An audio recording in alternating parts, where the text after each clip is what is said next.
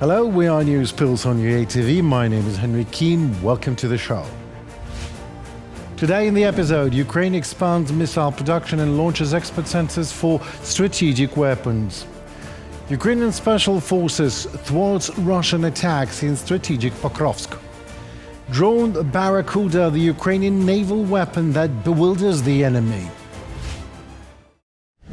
President Volodymyr Zelensky delivered a measured assessment of Ukraine's current situation, underscoring both the advances in strengthening national defense and the ongoing efforts to deepen cooperation with European partners. He stressed the need to boost domestic production of weapons and technology, while also reinforcing the nation's energy and economic stability in the face of mounting Russian terror and aggression.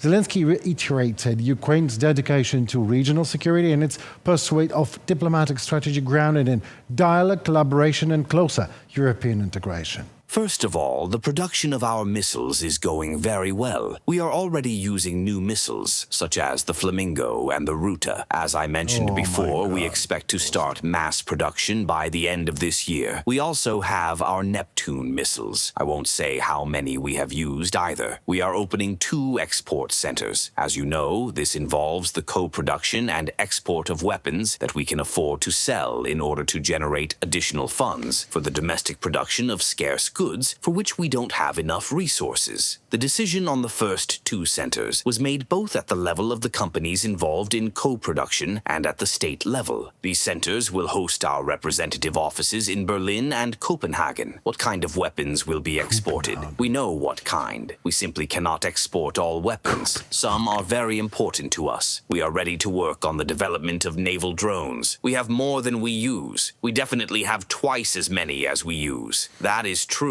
Also, in my opinion, we have other weapons as well. There are also artillery systems. Although not many, ours now produce quite a lot. This requires a budget. Peace in Ukraine, which Donald Trump constantly advocates for, is the only possible way forward. This was declared by the US ambassador to NATO, Matthew Whitaker, during his visit to Kiev, where he met with Ukrainian President Volodymyr Zelensky.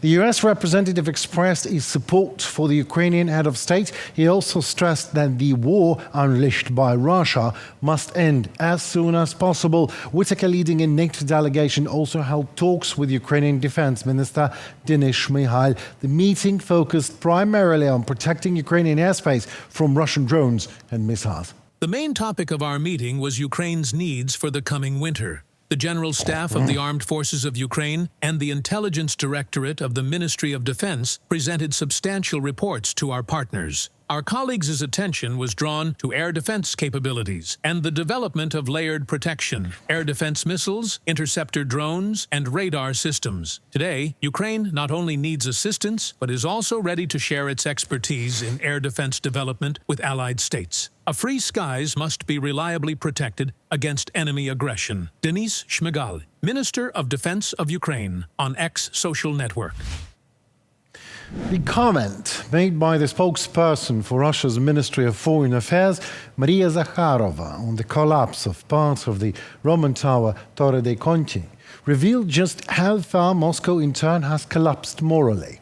This was reported by the ANSA news agency, citing sources from Italy's Ministry of Foreign Affairs. They described Zakharova's words, we quote, directly as dirty and alarming, and pointed out the abyss of vulgarity into which the Russian leadership has sunk. The day before, part of a 29-meter medieval tower in the historic center of Rome near the Colosseum collapsed. The spokesperson for Russia's Ministry of Foreign Affairs, Maria Zakharova, took it to new low indeed, linking the collapse of the ancient structure to Italy's support for Ukraine. No one in Italy, absolutely no one, would ever have thought of rejoicing or speculating over an accident, a tragedy in which we are all still involved as the Italian people. As Italy, we will always and in any case express solidarity and friendship for the most vulnerable, for those in difficulty, for those under attack. That is why we support the Ukrainian people, because we are Italians. From the ANSA agency publication, citing sources from the Italian Ministry of Foreign Affairs, Russia is stepping up efforts to stir anti-Ukrainian sentiment in Poland just as well. This was reported by the General Staff of the Polish Armed Forces. Polish military emphasized that the Russian Federation has increased pressure operations targeting Ukraine. These are aimed at creating an atmosphere of fear and a sense of threat linked to the presence of Ukrainians in Poland. These actions are divided into kinetic events, such as the deliberate setting of Ukrainian cars on fire, the removal of anti-war murals, and an intense narrative activity online, through portals and accounts promoting feelings of hatred towards Ukraine. The rise in anti-Ukrainian attitudes is most noticeable in areas where centres supporting the shipment of arms or aid to war-torn Ukraine are located, for example, Gdynia, Gdansk, from the statement of the General Staff of the Polish Armed Forces on Zesika's social network. Ukrainian President Volodymyr Zelensky confirmed that support from international partners saves Ukrainian lives. He recently met with representatives from the United States, the United Kingdom, Germany, France, Italy, Poland, Canada, and the Netherlands at NATO meeting and highlighted the contribution of these countries to the defense of the Ukrainian statehood in particular and the concept of sovereignty in general. He particularly thanked Germany for the Patriot systems and the United States for the opportunity to acquire weapons and air defense through the prioritized Ukraine requirements list Pearl program. During the meeting, the protection of Ukraine's energy infrastructure for the upcoming winter was also discussed, along with the importance of extending sanctions against Russia, as was reported by President Zelensky himself. President Zelensky also held a conversation with European Commission President Ursula von der Leyen ahead of the release of the 2025 EU enlargement package annual report. During the discussion, they covered Ukraine's progress in EU accession process, energy cooperation prospects, and the next steps to implement the agreements reached between Kyiv and Brussels. We, the EU, are working on options to ensure the necessary sustained financial assistance to Ukraine. Tomorrow, we will adopt our enlargement package, which will commend Ukraine's remarkable commitment to its European path over the past year. The Commission's message is clear: Ukraine is ready to move forward. Ursula von der Leyen, President of the European Commission on X social network. In the last 24 hours, the Ukrainian Defense Forces eliminated 840 Russian soldiers, according to the General Staff of the Ukrainian Armed Forces. Ukrainian defenders also destroyed 5 Russian tanks, 1 armored vehicle, 42 artillery systems, and a multiple missile launcher. Since the beginning of the full-scale invasion, the Russian army has lost in total of 1,140,670 soldiers. Additionally, 425 drones and 94 military vehicles, both regular and special types, were destroyed.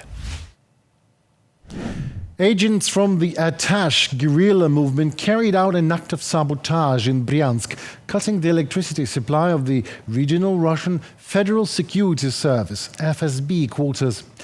Agents set fire to an electrical transformer that powered the central building of the service. The operation took place right during a high-profile visit, a comprehensive inspection from Moscow. At that very moment, the FSB's Bryansk office was reporting, we quote, total control of the situation and one more quote, guaranteed security in the region. The power outage during the inspection caused widespread chaos and panic amongst both the inspectors and the local authorities. In Pokrovsk, after a successful landing operation, Special Forces of Ukraine's main intelligence directorate, GUR, had secured certain positions, received reinforcements after a land corridor was opened and additional forces from other special units joined them. GUR highlighted that the operation is ongoing in one of the most strategically crucial areas of Pokrovsk city from a frontline logistics point of view. Intense combat is taking place as of now. The primary objective of the defenders is to prevent the Russian army from intensifying its shelling and disrupting supply lines of Ukrainian forces. Intelligence agents are working in close coordination with other Ukrainian defense forces. In the last 24 hours, there were 163 combat engagements registered along the front line.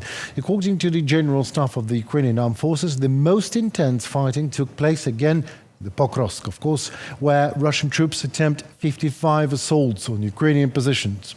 On the community of Oleksandrivka, Ukrainian defenders repelled as much as 19 attacks, and on the Konstantinovka 17. In the Kupiansk area of the Kharkiv region, Russian occupational forces launched 14 assaults, while in southern Slobozhansk direction, particularly around communities of Vovchansk and Vovchansky Hutory, Ukrainian defense forces halted as much as 6 enemy offensives. In the temporarily occupied city of Sevastopol, a Russian anti-submarine ship suddenly caught fire.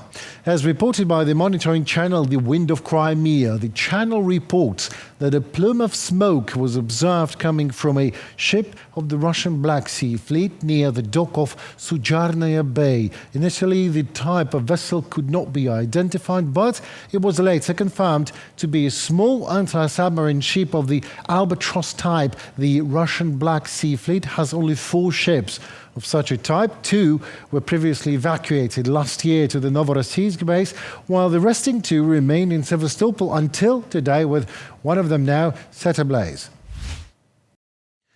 The whole Donbas Oblast is on the brink of a technological catastrophe, no less, all due to Russian occupation.